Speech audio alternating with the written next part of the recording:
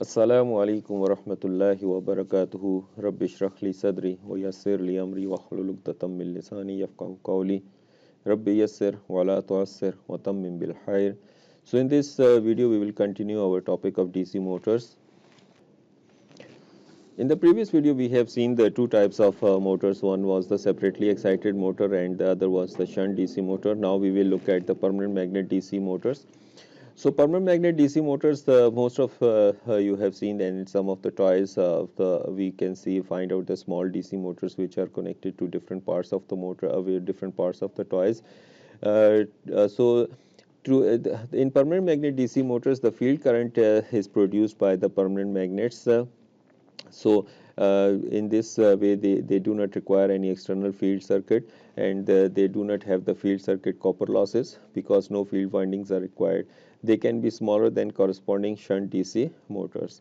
So disadvantages are that permanent magnets cannot produce as high flux density as an externally supplied shunt field. So permanent magnet DC motors will have a lower induced torque per ampere of armature current than a shunt motor of the same size. So also PMDC motors run the risk of demagnetization because the permanent magnets can be demagnetized over the time. Permanent magnet DC motors is basically the same machine as a shunt DC motor, except that the flux of a PMDC motor is fixed. So therefore it is not possible to control the speed of the PMDC motor by varying the field current or flux. The only methods of speed control available for PMDC motors are armature voltage control and armature resistance control. So this is a very simple machine in which we don't have to dig out much of it. So because their basic behavior is similar as the shunt DC motor, and the field current is obviously fixed because of these permanent magnets. The next type of the motor is the series DC motor. In the series DC motor, what actually happens is that the field winding is connected in series with the armature current. So the same current will be flowing in the armature and the series current. So that this KVL will be a slightly changed with only the effect of this RA plus RS.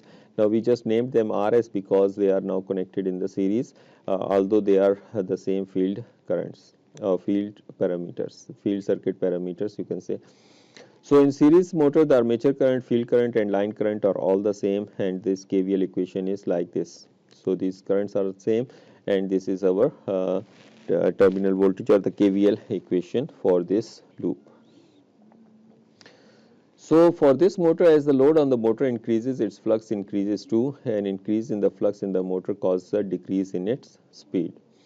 So the result is that series motors has a sharply drooping torque speed characteristics. So the induced torque in this machine is given by equation. We know that torque induced is equal to K phi Ia, and the flux in this machine is directly proportional to its armature current. So therefore the flux in the machine can be given by phi is equal to C times Ia.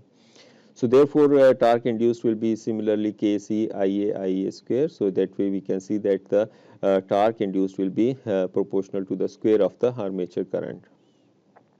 So as a result of this relationship, it's easy to see that the series motor gives more torque per ampere than any other DC motor. So it is therefore used in applications requiring very high torques, where C is this C is the constant of proportionality, and the examples of such applications are the starter motors in cars, elevator motors, and tractor motors in locomotives. So if we just find out the relationship between the speed and torque, so we can see that the assumption of linear magnetization curve implies that the flux in the motor will be given by this.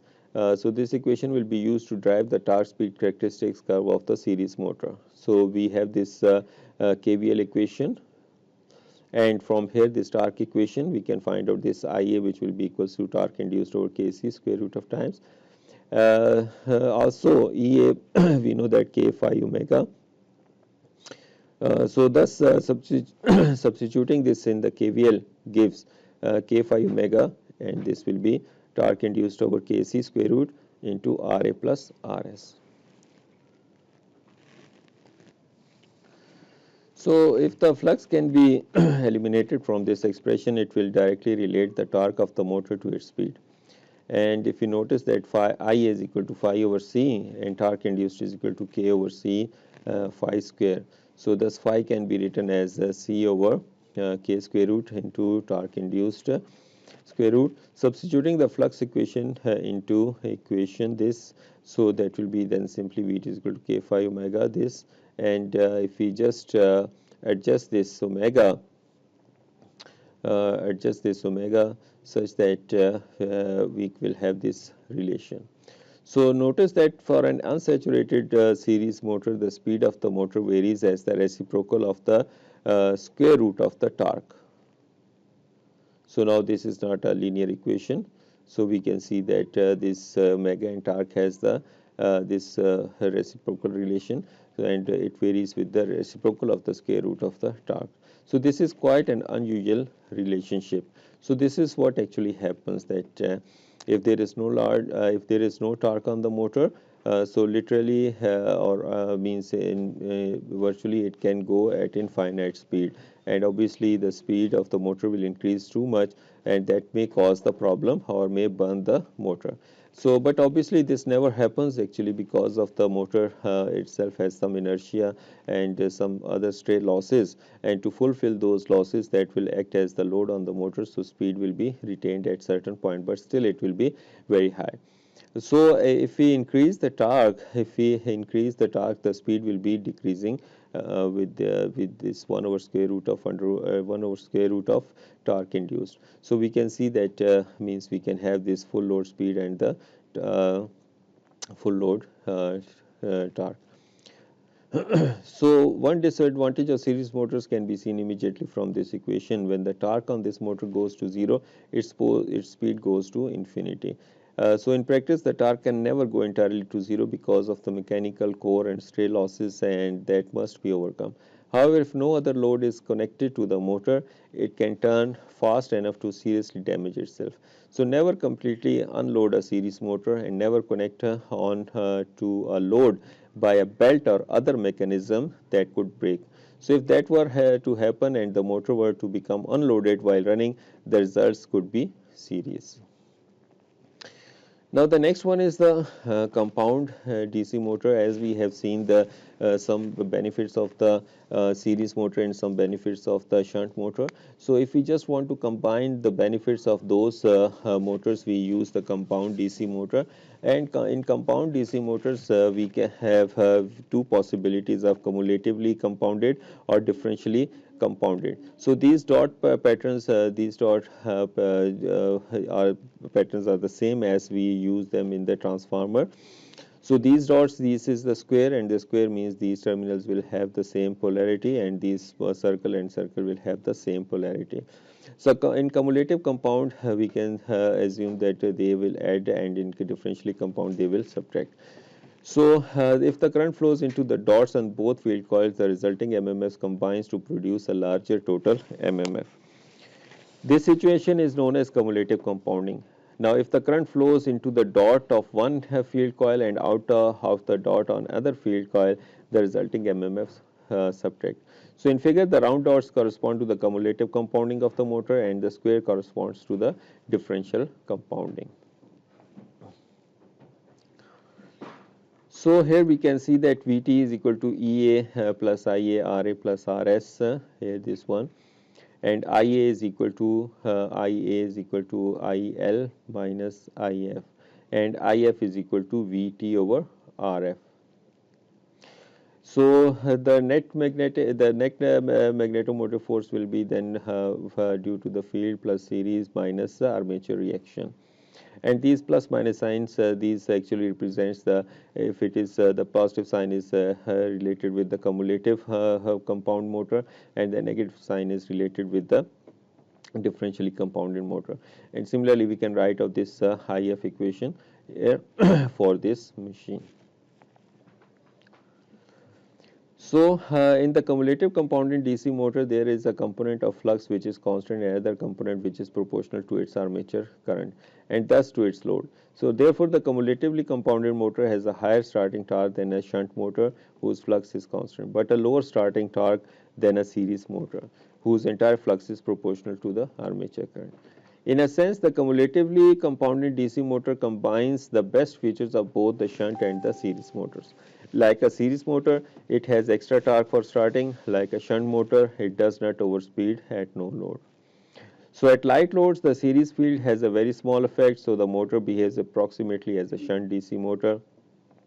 As the load gets very large, the series flux becomes quite important and the torque speed curve begins to look like a series motor characteristics.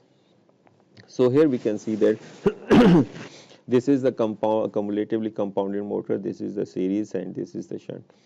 So here we can see that at certain point we will have these marks these combined together. And the torque speed characteristics of a cumulative DC motor compound to a shunt motor with the same no load speed if we don't have no load connected on the motor. So in a differentially compounded DC motor, the shunt MMF and series MMF subtract from each other. So this means that as the load on the motor increases, IA increases and the flux in the motor decreases. But as the flux decreases, the speed of the motor increases. This speed increase causes another increase in load, which further increases IA, further decreasing the flux and increasing the speed again. The result is that a differentially compounded motor is unstable and tends to run away. So this stability is much worse than that of a shunt motor with armature reaction. So it is so bad that differentially compounded motor is unsuitable for any application. So to make matters worse, it is possible to start such a motor. At starting conditions, the armature current and series field current are very high. Since the series flux subtracts from the shunt flux, the series field can actually reverse the magnetic polarity of the machine's poles. So the motor will typically remain still or turn slowly in the wrong direction while building up because of the excessive armature current. With this type of a motor, it is to be started, its series field must be short circuited so that it behaves as an ordinary shunt motor and during the starting period. Because of the stability problems of the differentially compounded DC motor, it is almost never intentionally used. So, however, a differentially compounded motor can result if the direction of power flow reverses in a cumulatively compounded generator. For that reason, if cumulatively compounded DC generators are used to supply power to a system, they will have a reverse power trip circuit to disconnect them from the line if the power flow reverses. So no motor generator set in which power is expected to flow in both directions can use a differentially compounded motor, and therefore it cannot use a cumulatively compounded generator. A typical terminal characteristics of a differentially compounded DC motors looks like this. So we can see that if the torque is increasing, the speed is increasing tremendously. So this is actually the behavior of this differentially compounded DC motor. So DC motor efficiency calculations, to calculate the efficiency of a DC motor, the following losses are to be determined. One is the copper losses, I square RA losses in the armature and field circuits of the motor, brush drop losses, mechanical losses, core losses, trade losses. So determine the RA in a machine block its rotor so that it can turn and apply a small DC voltage to the armature terminals. Adjust the voltage until the current flowing in the armature is equal to the rated armature current of the machine. Then RA value can be calculated as VDC or IDC. The current should be about equal to full load value, which is this test is done. When this test is done, is that RA varies with temperature and at the full load value of the current, the armature windings will be near their normal operating conditions. So the field resistance is determined by supplying the full rated voltage to the field circuit and measuring the resulting field current.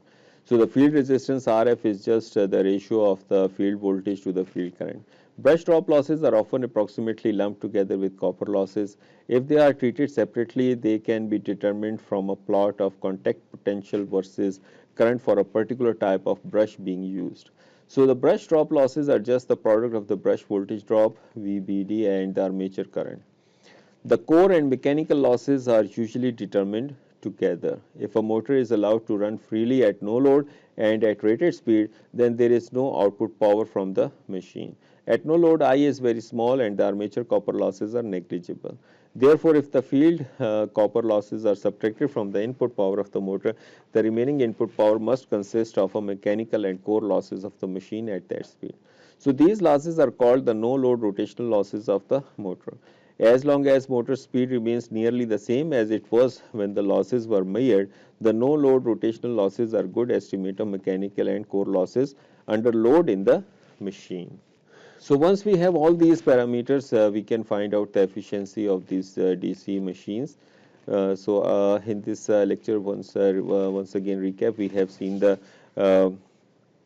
uh, we have seen the series motor, and we have seen the compounded DC compound motors, and we have seen the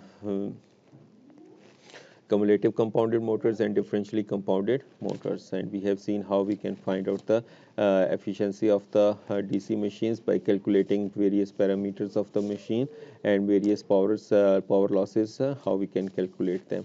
So still, if you have any questions, please feel free to ask. Assalamu alaikum wa rahmatullahi wa barakatuhu.